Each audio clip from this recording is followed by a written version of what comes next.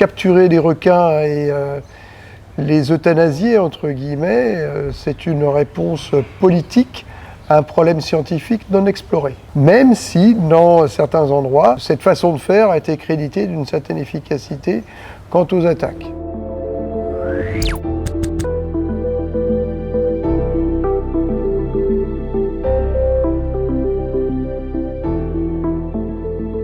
Ah non. Mais bon, ici on entend parler du requin bulldog et requin tigre qui sont, oui, dangereux. Peuvent être dangereux. Ici, les gens qui ont l'habitude un peu de plonger, ils savent bien qu'on voit un petit point de blanche, on n'est pas très inquiet. On commence à voir un requin tigre ou un bulldog, c'est pas pareil. En tout cas, je pense que 3/4 des espèces des requins ne sont pas du tout dangereuses. Mais demain, tu croises un requin dans l'eau, c'est pas ça qui va te dire qu'il va t'attaquer et qui va te tuer, quoi. Il y a principalement 3 espèces de requins présentes en Nouvelle-Calédonie qui sont dangereuses pour l'homme, à savoir le requin tigre, le requin bulldog et le grand requin blanc. Ce sont des prédateurs opportunistes. Puis il y a d'autres espèces qui sont quelquefois responsables d'accidents, tels que le requin gris de récif, le requin citron.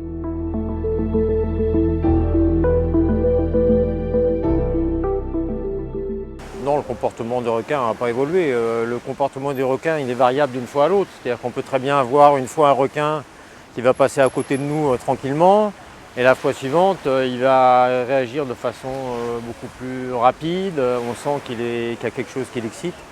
Donc il est variable le comportement des requins, mais pas au travers des années, je pense pas. Il n'a pas évolué. Le seul truc qu'il y a eu un gros problème au niveau de la baie de Nouville, où ils ont été nourris pendant des années. Et du coup, ils se sont reproduits là-bas. Ça a créé vraiment une densité forte de bulldogs.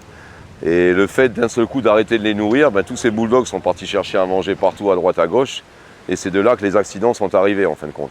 C'est sûr que d'être nourri, ça modifie leur comportement puisqu'ils s'adaptent. Les endroits, même en Polynésie, où ils font du shark feeding permanent, tous les requins ont leur comportement qui est modifié. Mais maintenant, est-ce que ça modifie aussi leur agressivité? On n'en sait rien. Nous disposons d'extrêmement peu de données sur le comportement des requins. Nous ne savons la plupart du temps pas ce qui motive exactement les attaques.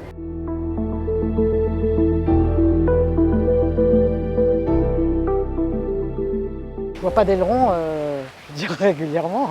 Et je crois qu'il y a pas mal d'éléments qui font qu'autour de Nouméa, oui, il y en a beaucoup plus, à mon avis, des gros requins, du moins, genre bulldog et tigre. Oui. Aux abords des plages, moi je plongeais souvent, surtout quand j'étais à la marine ici, je n'avais pas de bateau, j'allais plonger du bord. Et des grands requins, c'était très très rare. On peut quand même estimer qu'il y en a plus, quoi. Effectivement, les usagers nous disent on en voit plus, mais pour autant, on aurait quand même aimé pouvoir disposer de comptages, d'observations, de chiffres. Or, dans cette histoire, on manque cruellement de données chiffrées.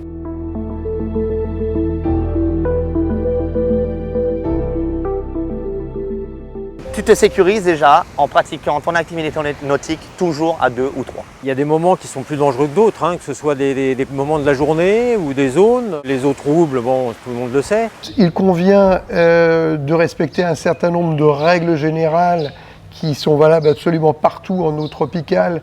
C'est ne pas se mettre à l'eau dans une mer trouble à la tombée de la nuit, à l'aube, dans un endroit où on sait qu'il y a eu des attaques de requins, où il y a des requins potentiellement dangereux, ne pas se mettre à l'eau à côté d'une source de nourriture, telle que une carcasse de cétacés ou autre chose susceptible d'attirer des espèces opportunistes. Éviter d'aller nager tout seul dans des endroits isolés. D'accord, sauf que un certain nombre d'attaques ont concerné des gens qui faisaient partie de groupes de nageurs, de groupes de chasseurs sous-marins, et l'attaque a lieu quand même. Donc le fait d'être un groupe ne doit pas être considéré forcément comme un facteur de protection. En revanche, il est vrai que le fait d'être isolé est un facteur de risque.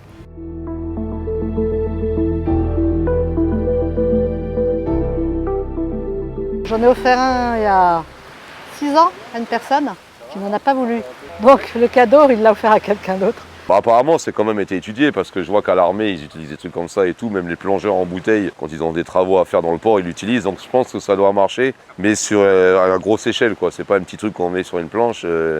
Ça m'étonnerait que ça fonctionne vraiment bien, quoi. L'efficacité des dispositifs répulsifs vis-à-vis des requins. Alors, il y en a de deux types. Les premiers qui utilisent des champs magnétiques et qui se présentent sous forme d'un bracelet à mettre autour du poignet. Vous pouvez les oublier tout de suite, ils sont crédités d'absolument aucune efficacité. Par contre, on a un petit peu de données scientifiques en ce qui concerne les dispositifs qui génèrent des champs électriques. Une des conditions, c'est qu'il y ait une distance suffisante entre les électrodes. Les seuls qui ont une efficacité suffisante sont quelques modèles avec une bonne distance, c'est-à-dire une antenne suffisamment longue ou une distance suffisamment longue entre les deux électrodes placées sous la planche. Il ne faut pas non plus que quelqu'un qui soit porteur d'un tel dispositif se croie invincible. Ça réduit le risque, probablement, mais ça ne l'annule certainement pas.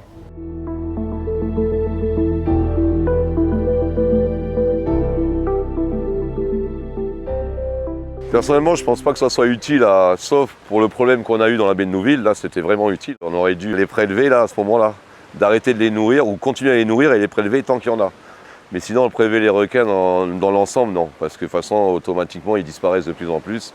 Donc, c'est pas le moment de les prélever, bien au contraire, quoi. Je pense que passer une certaine densité de requins, je pense que c'est plus qu'efficace, c'est carrément nécessaire. Si l'homme a créé un déséquilibre, soit par du nourrissage, soit par une diminution de sa prédation ou une augmentation de la nourriture pour les requins, que ce soit un de ces paramètres-là, si les requins se développent en trop grand nombre, forcément les attaques risquent de se multiplier. Les dispositifs de protection communautaire, c'est aussi la politique de prélèvement.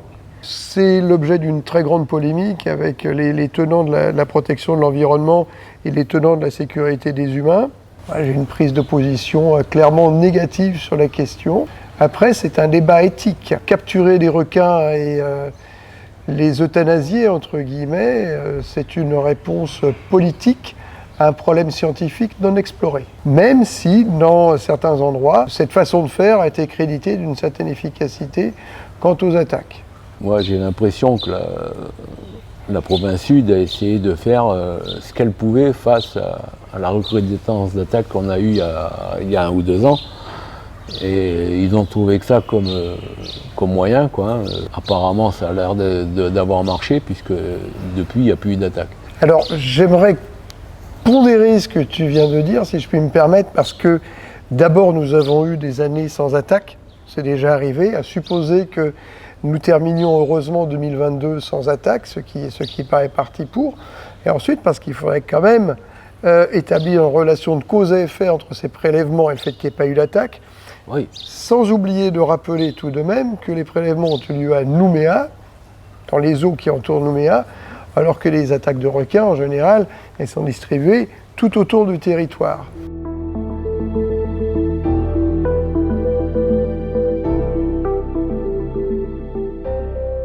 Le bulldog ici, avec tout ce qu'il y a eu pendant des années, là je pense qu'on peut en prélever. Parce qu'ils ne sont pas en voie de disparition en Calais, c'est sûr. Le tigre, non, ça serait un peu triste de le prélever. Le fait qu'il y ait une régulation, ne serait-ce que minime, d'une pêche de temps en temps d'un de ces requins potentiellement dangereux, ça maintenait un certain équilibre. Hein. Et donc rétablir cette autorisation, je pense que c'est une bonne chose. Maintenant, les gens, il y en a beaucoup qui ont perdu l'habitude de faire ces pêches, donc c'est pas du tout sûr que ça va être régulé comme ça a pu l'être un certain temps. Je trouve ça un petit peu paradoxal, sachant que j'ai lu que la Nouvelle-Calédonie voulait adhérer à la charte de l'UICN. On commence par retirer de la liste des espèces à protéger 2 espèces qui sont justement listées par cet organisme. À mon avis, quelque part, il va falloir choisir.